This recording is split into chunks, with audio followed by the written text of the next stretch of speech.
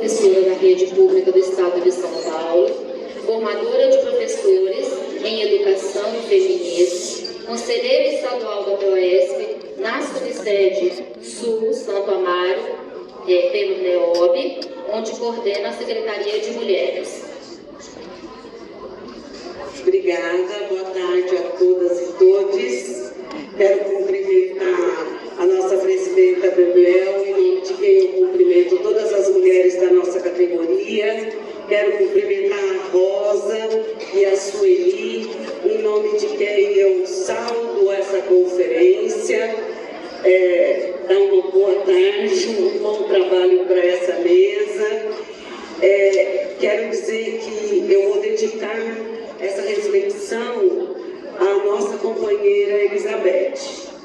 Eu vou dividir aqui o que eu vou compartilhar com vocês, aquilo que as nossas ancestrais nos trouxeram, em 4 partes. Eu vou colocar alguns dados, claro que não serão os dados tão bem elaborados como da minha companheira de mesa aqui, mas serão dados que vão subsidiar a minha fala. Depois eu vou mostrar como esses dados se apresentam na realidade.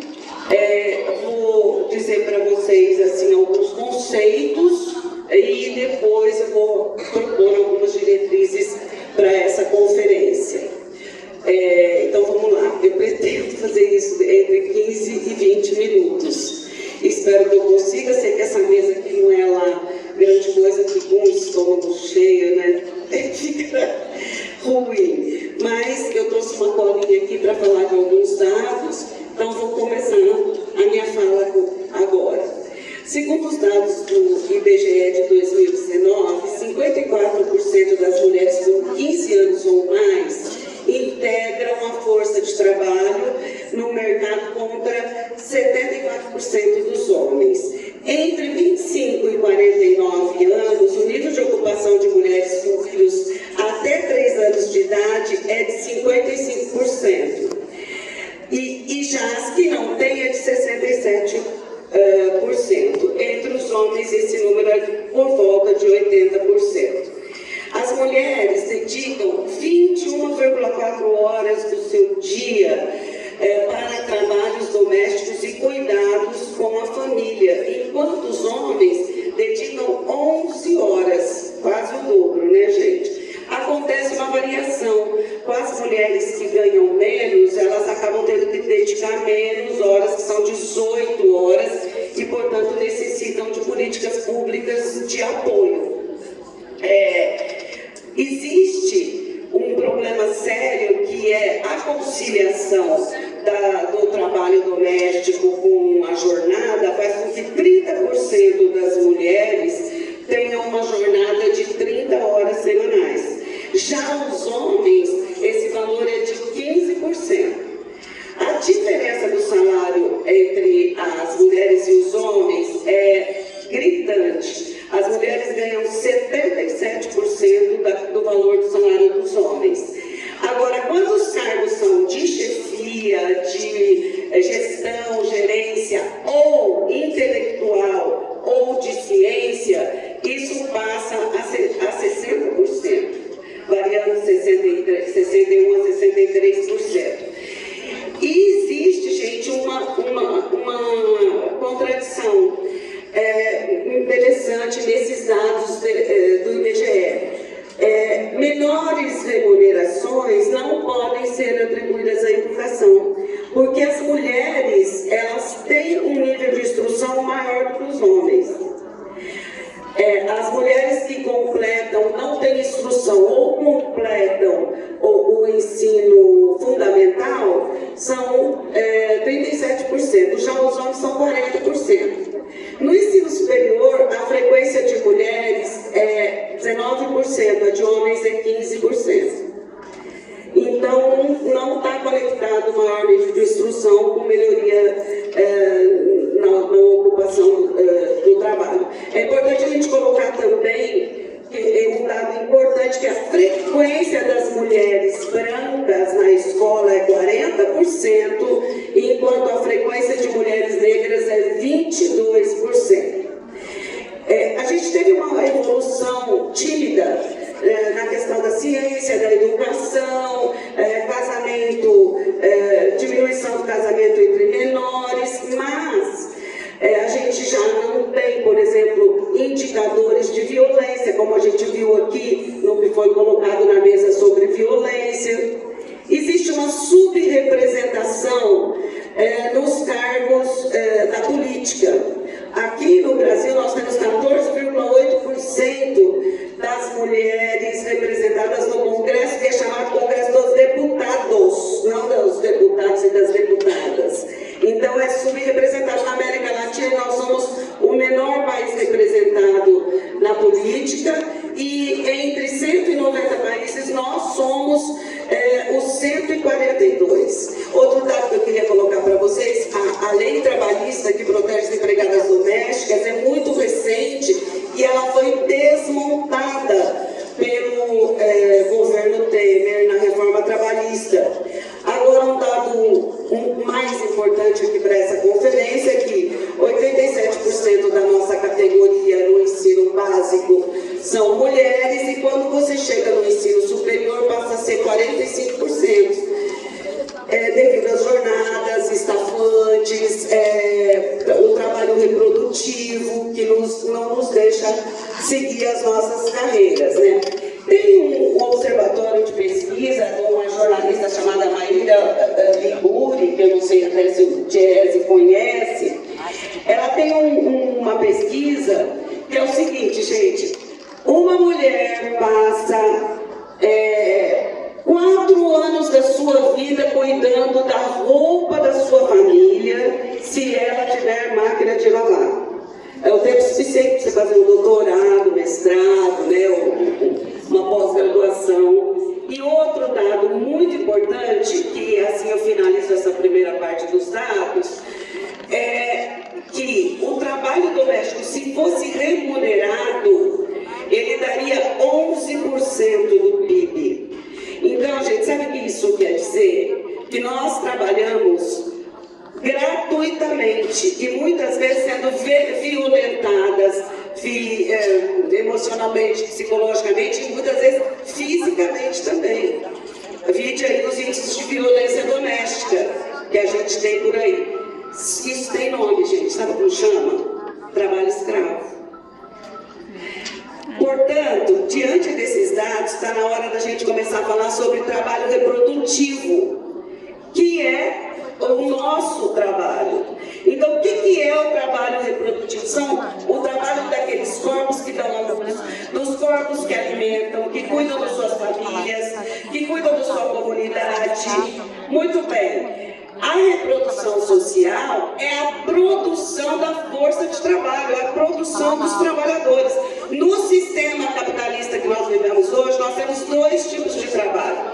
O trabalho da produção, que é aquele que dá o lucro, e ele ocorre nas fábricas, nas minas, nos escritórios, e o trabalho de reprodução, que acontece nas residências particulares, nos hospitais, nas escolas e nos serviços sociais. Então nós temos esses 2 tipos de trabalho. Agora, o trabalho de produção, ele é remunerado pela economia por dinheiro. E o de reprodução, no geral, é por amor. No geral, é por amor, né? Professor, você está reclamando, né? Aquela história que a gente está cansado de saber. O sistema econômico atual, patriarcal, ele precisa que o custo do trabalho de reprodução social seja barato. Ele precisa que isso seja barato. E aí, gente, o que acontece é que ele parte do princípio que o nosso trabalho de reprodução social, o doméstico, o da professora, da enfermeira, da assistente social, da psicóloga, é inesgotável. Ele parte desse princípio. E a gente sabe que ele não é. E hoje em dia nós estamos vivendo um problema muito sério da construção dos laços individuais e coletivos das relações sociais.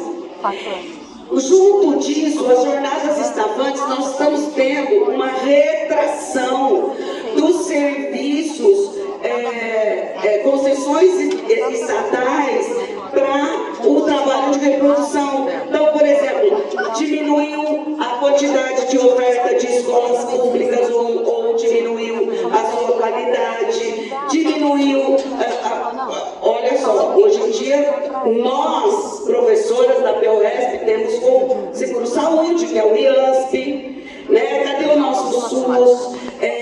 Cadê as pensões, salário família? E está tendo uma retração desses serviços. Junto com essas jornadas estafantes, nós estamos vivendo na economia o que a gente chama da crise do cuidado. A gente está escutando muito essa fala da crise do cuidado, né?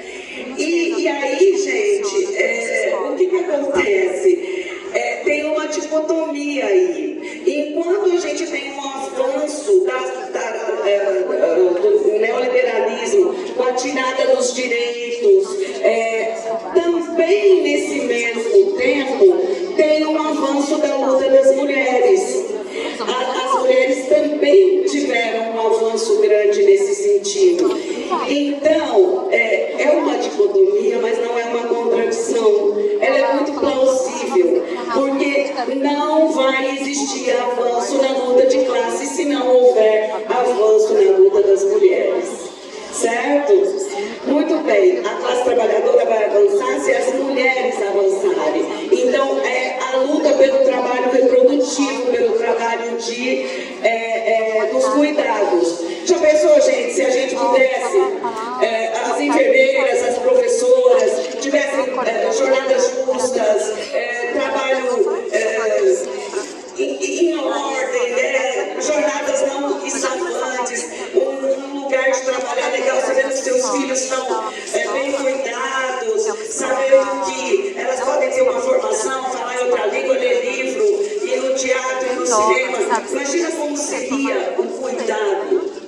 Isso não interessa a esse sistema. Este trabalho precisa necessariamente ser um trabalho mal remunerado para que ele possa sempre estar precarizado, até por conta dos corpos que estão ideologicamente cumprindo essa tarefa, que são os nossos corpos, os corpos das mulheres. Na última quadra histórica, nós tivemos um presidente misógino, não só nas suas posturas, enquanto dizer que nascer mulher era uma fraquejada, que uma deputada tem que ser estuprada, mas também nas políticas. Os seus deputados não votaram o piso salarial das enfermeiras. E o Lula votou. Uma salva de palmas para esse voto. Muito legal. Depois a gente teve,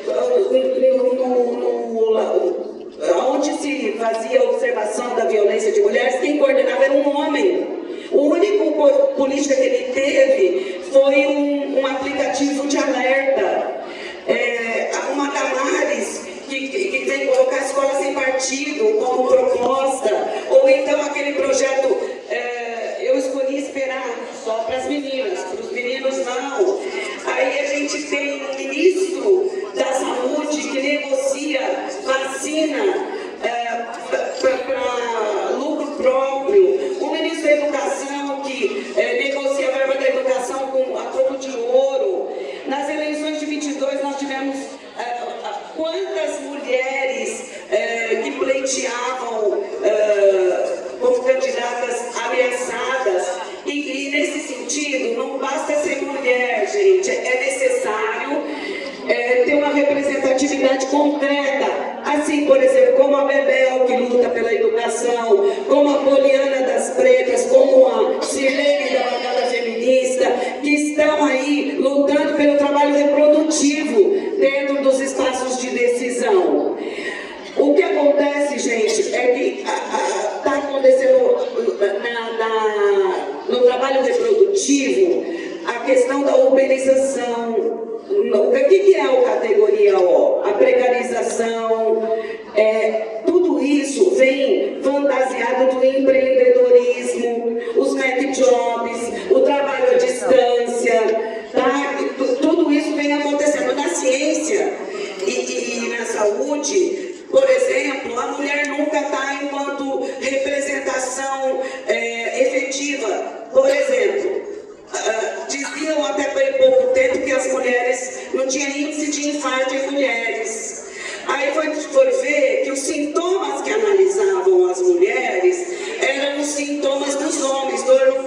dor no estômago e dor no braço. Sabe quais são os sintomas das mulheres, gente? Abdômen, pescoço e quadril. Quantas de nós morremos por infarto porque não tinha esse sintoma verificado nos hospitais? A dona Ivone Lara é uma sambista, dona do samba. Ninguém lembra dela, que ela foi uma pioneira nos protocolos manicomiais no mundo inteiro, junto com a Nilce da Silveira, reconhecido, sabe por quê? Porque tem um silenciamento. As cientistas que sequenciaram o genoma do coronavírus, a Jaqueline de Jesus e a Esther Sabino ficam silenciadas, trancadas lá dentro. Nós, professores, tínhamos que estudar a biografia delas todos os dias nas escolas. Elas são silenciadas também porque são mulheres na ciência.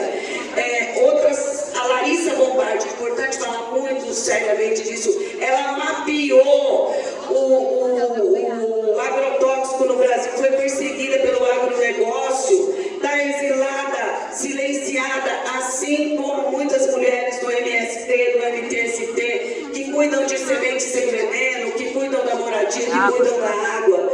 Esses trabalhos são todos trabalhos reprodutivos. Agora, na educação, eu quero denunciar aqui uma violência silenciosa que tem sido a causa de muito adoecimento da nossa categoria. Para além de conteúdos, nós temos que ser exímias pedagogas, nós temos que cuidar do desenvolvimento integral social do aluno, cuidar do aluno com deficiência, nós temos que ser TIs, youtubers, saber dos meios de comunicação, das novas abordagens de ensino, com salas superlotadas, com jornadas estafantes, com gestores, muitas vezes, que reproduzem a doutrina dos governos e patrões assediadora. E, além dessa violência subliminar, nós agora estamos chegando à violência física, como foi o caso que aconteceu com a nossa companheira, que estamos sendo vitimizados por jovens que estão sendo organizados pela extrema-direita de uma forma misógina, racista, LGBTfóbica. Então, gente, o que eu quero colocar, quando a gente tem mulher em evidência, normalmente, quando o seu espaço pode ser discutido, é porque ela saiu um pouco da normótica, porque ela está na área de produção, não na nossa área, na área de reprodução. Então, quando a gente vai discutir a economia, é discussão para combater o patriarcado. Não tem outro jeito. A gente tem que combater o patriarcado. Os cientistas, as enfermeiras, as professoras, as produtoras do campo, que são as reprodutoras dos trabalhadores e das trabalhadoras, elas são invisibilizadas e silenciadas, como foi Dilma Rousseff, no maior cargo da nação, ou às vezes dizimadas, como foi Marielle Franco, num cargo de decisão de poder. Então, para a gente refletir sobre o impacto da economia das mulheres e a luta por igualdade de remuneração, cargos, funções, dentro do mercado produtivo, nós vamos ter que lutar por remunerar o trabalho doméstico, gente. Não tem jeito. Para melhoria dos salários, do trabalho de reprodução, não tem outra situação. Começando com as parteiras, com as empregadas domésticas, com as enfermeiras, com as professoras, assistentes sociais e as psicólogas. E então, para concluir, eu vou fazer os encaminhamentos aqui, que eu acho que essa conferência tem que debater. Cobrar do Congresso que vote medidas aprovadas no último 8 de março pelo presidente Lula, que coloca, entre outras coisas, a igualdade de remuneração e jornada para os trabalhos iguais entre de homens e mulheres. Ocupar todos os espaços da escola com os nossos corpos políticos negros, brancos, LGBT, QIs, indígenas, jovens e idosos, para nos organizarmos, nos emancipar dessas violências silenciosas e explícitas que estão nos adoecendo. Construir comissões e secretarias de mulheres nas escolas e locais de trabalho com a participação de professores, funcionárias, estudantes, para a gente se emancipar dessas violências silenciosas na escola e encaminhar as nossas ações.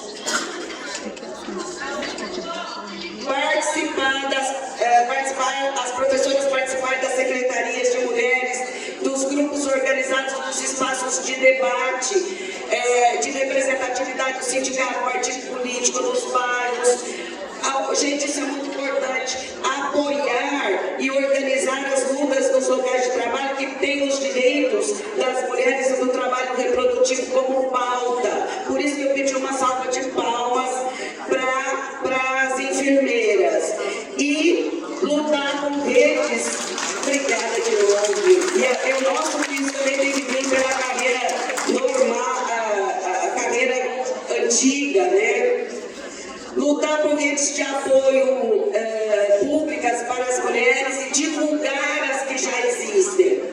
Participar em atos, campanhas, conferências, congressos como essas das nossas entidades. Muito obrigada por essa oportunidade de compartilhar que as nossas necessidades fizeram conosco. Obrigada, desculpa ter passado uns minutinhos.